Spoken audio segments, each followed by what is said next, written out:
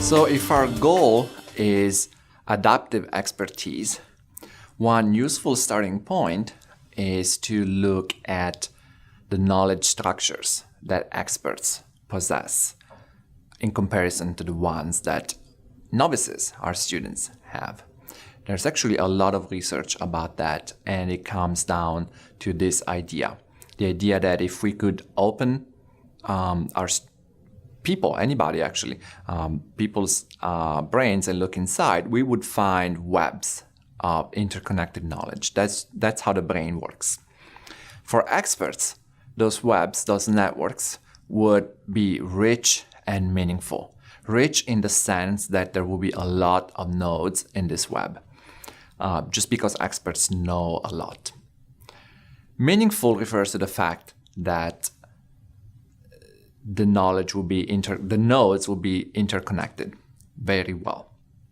Not everything will be connected because the brain does not have the mental energies to connect everything that it knows to every other thing that it knows. And so there will be a lot of connections compared to novices, but because it cannot be everything that is connected, the connections that are indeed there will be very meaningful. Those are connections that help experts practice their discipline. If we opened up our students' brains, we would also find networks, because that is how the brain proceeds, by connecting new knowledge to the knowledge that is already there. But because they're novices, their webs will be sparse. There wouldn't be enough nodes, or there wouldn't be as many nodes as the experts. And the connections that would be there would be less in the number of connections, and they wouldn't be necessarily the best connections. They wouldn't be meaningful. They might be rather superficial, left to their own devices. Now, novices actually can develop the same kinds of knowledge structures that experts have, but they need to be supported in that development. So we can think about how to do that. When we think about the nature of those connections in the brain, these are some examples. So starting from A, you might think that a student might have knowledge that is connected in that way. Lots of elements here and there, but only few of them are connected, and they are isolated from other bits of knowledge that might be also relevant to that same idea. Some other students might have knowledge that is all connected, but it might be connected in a sequential way, in a step-by-step. And so if they get stuck in a step, for instance, in a problem-solving type situation, then they don't know what to do because they only have that one path from the beginning to the end. More complex knowledge structures would involve hierarchies, when things are organized as categories and subcategories of the same kind, of similar kind, related kinds, along the branches of a tree. But that is not actually how all knowledge is organized. Some knowledge is not hierarchical, but it still needs to be well connected and useful. And that would be an example of that in D. Now, the research on this part of learning about knowledge organization, knowledge structures, has interesting takeaway points. This is the good part. When we are able to give students a structure, in this case a hierarchical structure, this will aid retention and recall. In this particular study, where students were given lists of minerals to memorize, two groups of students were given, one group was given the structure from minerals to metals and stones and subcategories evolving from there, and the other group was just given a random list of minerals. And then they were tested on their recall. The group that was given the structure, the hierarchical structure, did way better than the other group. The average number of items recalled was more than 3 times higher than the average number recalled by students in the random list group. So that's the part where we know that there's value to this, to helping students not just memorize things, but add some organization to that memorization as they go. The bad part of this research was that experts also wanted to figure out the kinds of structures that would be there in the brain without any kind of help. And so to do that, they went into a physics course at the end of the semester, intro physics, and gave the students a stack of problems that they had to sort into groups of problems that were similar to each other. They were not interested in the solutions, just in looking at the kinds of piles the students would make, hoping that the organization on the table would reveal the organization in their brain. And what they found was that students had a lot of heterogeneity in how they did their sorting. Many groupings did not look similar to other students' groupings, but they did find patterns also. In particular, they found those two problems on the left for which you see the free body diagrams, but not the text. They found that those problems were often put together. And when they asked students to explain why those two went together, students talked about, well, it's problems about inclined planes. There's objects moving on planes at an angle. Those were the kinds of explanations given.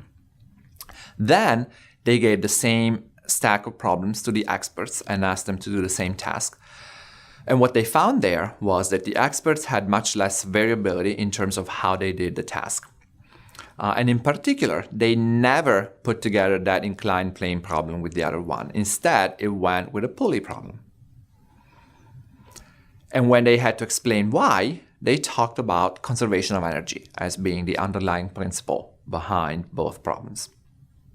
Now, experts obviously concede that the two problems on the left look similar in that the free body diagram looks similar because it involves inclined planes and angles. But they did not think that that was a significant feature of the problem that warranted putting those problems together. Because noting that those two problems are similar doesn't tell you anything about how to solve the problem. And in fact, some students might have a misconception that all inclined problems are solved in the same way, which will be very counterproductive. Instead, experts noted once they've realized that it's conservation of energy, just apply the formula for conservation of energy and you're already halfway or most of the way to the solution.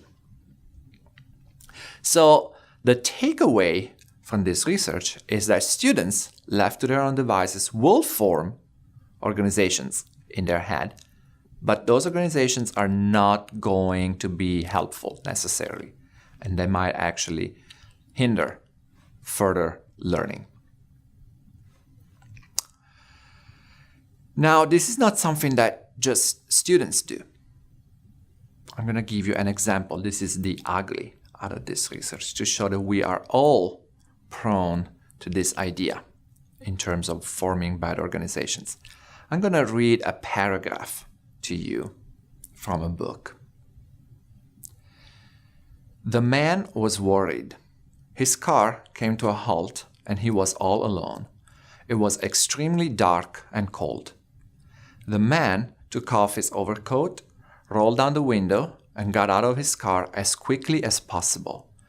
Then he used all his strength to move as fast as he could. He was relieved when he finally saw the lights of the city, even though they were far away. Let's think about the text that I just read. Here are some questions for you. Can you estimate the time of the day this event took place? This could be a fairly easy question. It says it was dark, so it's probably in the evening. Estimate the month of the year this event took place. An overcoat was mentioned, so it's probably one of the winter months.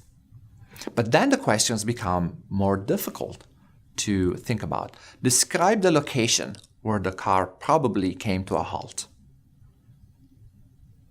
Also, why do you think the man rolled down the window? And why do you think the man removed his overcoat? It's hard to come up with an explanation for why that happened, even though everything that I've read about that event is true. The thing that I haven't mentioned yet is the title. So the title of that paragraph is The Submerged Car. Now it all makes sense. Now you understand why the man had to roll down the window instead of opening the door, and why he had to take off his overcoat in order to be able to swim more freely, and why he was so worried and why he was relieved to see the lights of the city even though they were far away, because it meant he made it to the surface.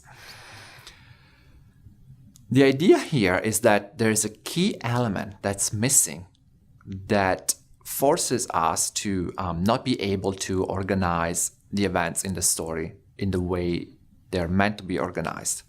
If we had to picture an organization for this story, it would probably be a hub and spoke kind of model, with the submerged car being the hub on which every other element of the story hangs upon. If you remove that, I'm left with all disconnected elements. And that's why it's hard to recall. That's why it's hard to make sense of the event. That's why it's hard to draw inferences. And in fact, I would be forced to organize it in whatever other ways make sense to me. And maybe I forgot about the overcoat because the model that I superimpose on this story didn't take that into account. And then I get to the day of the exam and there's a question about the overcoat. And now I feel cheated. And it's only because I didn't have the right organization for this. So providing context to the students, even with just 3 words in this case, can help comprehension and learning a great deal.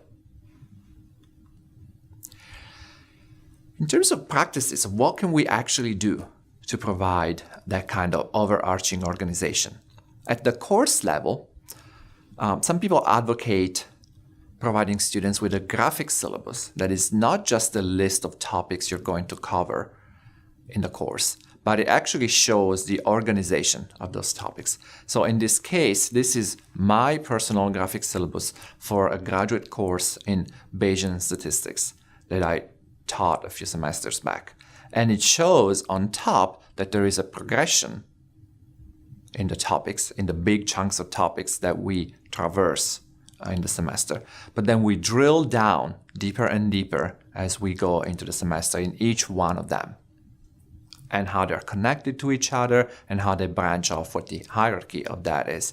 In this particular case, I'm also providing students with danger signs to show things that will take longer than they might anticipate, or things that are counterintuitive. You think this is going to be a certain way, it's actually going to be the opposite.